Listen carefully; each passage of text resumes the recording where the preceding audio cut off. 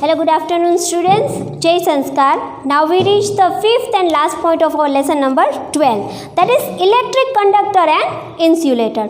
In our activity, we used a metal wire to make a circuit.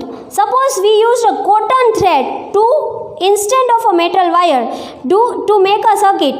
Do you think that the bulb will light up in such a circuit? No. Only the metal can pass electricity. So instead of using metal, if you will use thread, cotton thread, so the bulb does not glow.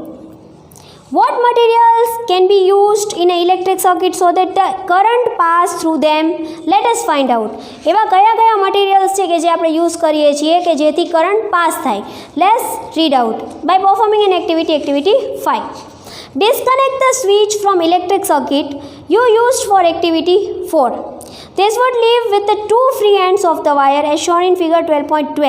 Bring the free end of the two wires close to get them touch each other. Does the bulb light up?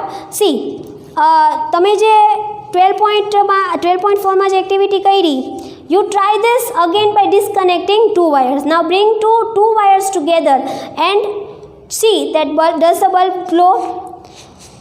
You can now use this arrangement to test whether any given materials allows current to pass through it or not.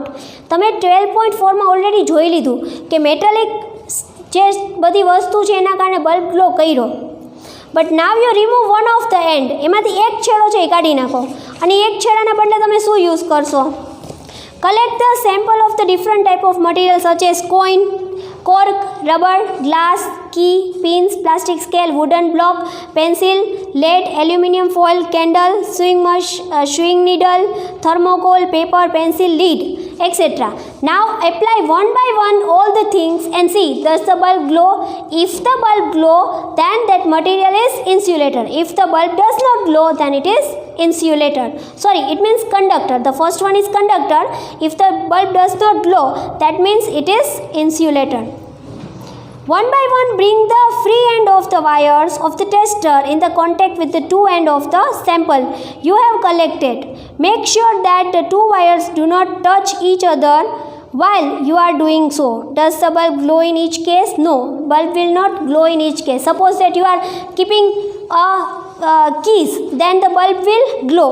But suppose you are keeping a rubber, the bulb does not glow. Make a table in your notebook similar to the table 12.1 and record your observation. Key, metal, eraser, rubber, scale, plastic, matchstick, wood, glass, bangle and iron nail is a metal. So now you need to fill the table. Key, yes, when you keep the key you can write answer as I am telling you right here. Key, yes. Bulb will glow, yes. Eraser, no. Scale, no. Matchstick, no. Glass bangles, no. Iron nail, yes. Why? Because key and iron nails become with the metal. So metallic things can make the bulbs glow. What do you find? The bulb does not glow when the free end of the wires are connected with some of the material you have tested. This means that this material do not allow the electric current to pass through them. One and the other some materials allow the electric current to pass through them, which is indicated by glowing of a bulb. You can only know that which materials can let the current flow by seeing that does the bulb glow or not. If the bulb glow, that means this material allows the electricity to pass by or other will not.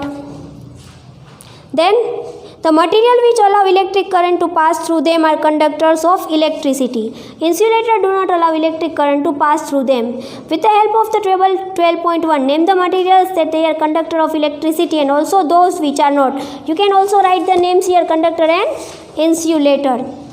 Do you conclude which materials are conductor and which are insulator? Yes, we have already concluded that.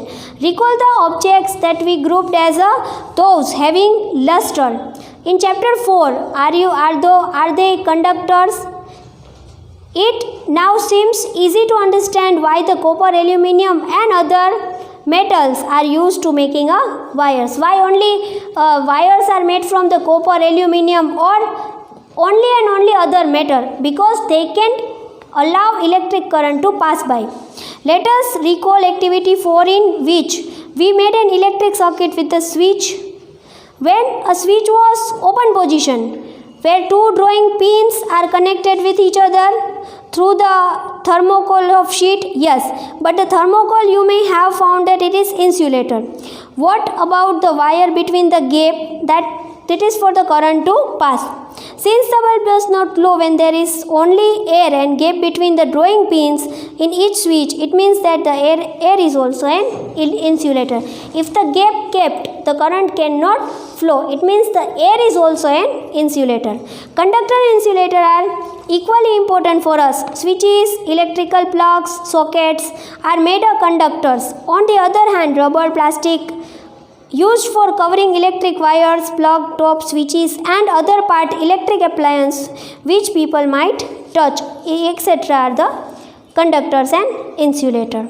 So what do you learn from this point? You learn from this point that there are two type of materials, conductor and insulator. What is conductors?